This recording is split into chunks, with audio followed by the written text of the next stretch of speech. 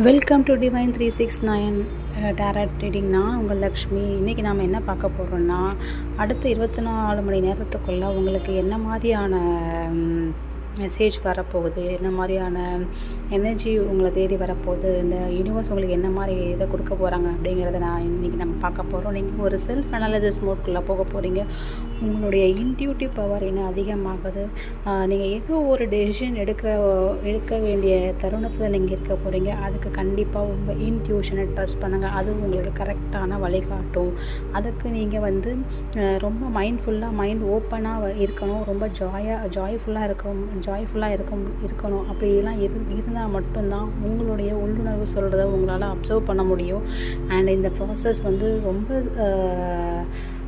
Rapid மூமெண்ட்டாக இருக்க போகுது. ரொம்ப ஒரு வேகமாக ரேப்பிட் ட்ரான்ஸ்ஃபர்மேஷனுக்குள்ளே நீங்கள் போக போகிறீங்க. இது ஒரு மிகப்பெரிய மாற்றத்தை உங்களுக்கு தரப்போகுது. நீங்கள் எடுக்கிற டெசிஷன் ஒரு மிகப்பெரிய மாற்றத்தை எடுக்க போகுது. அது எந்தவித ஆஸ்பெக்ட்ஸ்னாலும் இருக்கலாம். மேபி உங்கள் மணியாக இருக்கலாம், உங்கள் கரியராக இருக்கலாம், உங்கள் லவ் ரிலேஷன்ஷிப் இருக்கலாம், இல்லை health issues and or any other spirituality, இந்த மாதிரி எது ரிலேட்டடாக கூட நீங்கள் இருக்கலாம்.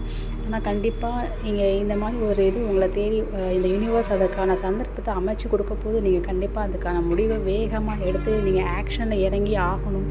ஆக்ஷனில் இறங்கும்போது மட்டும்தான் உங்களுக்கான நீங்கள் எதிர்பார்த்து காத்துட்ருந்த அந்த ஒரு நாளுக்கு கண்டிப்பாக அமையப்போகுது. இப்படி ஒரு நல்ல செய்தியை கொடுத்த இந்த யூனிவர்ஸுக்கு ரொம்ப தேங்க்ஸ் சொல்லிக்கோங்க.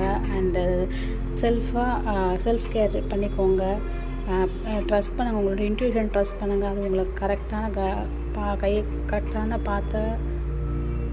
கையை பிடிச்சி உங்களை கூட்டிகிட்டு போகும். இந்த ரீடிங் உங்களுக்கு எப்படி இருக்குன்னு எனக்கு சொல்லுங்கள். ரெசனேட் ஆச்சுன்னா கண்டிப்பாக எனக்கு ஷேர் பண்ணுங்கள். சப்ஸ்கிரைப்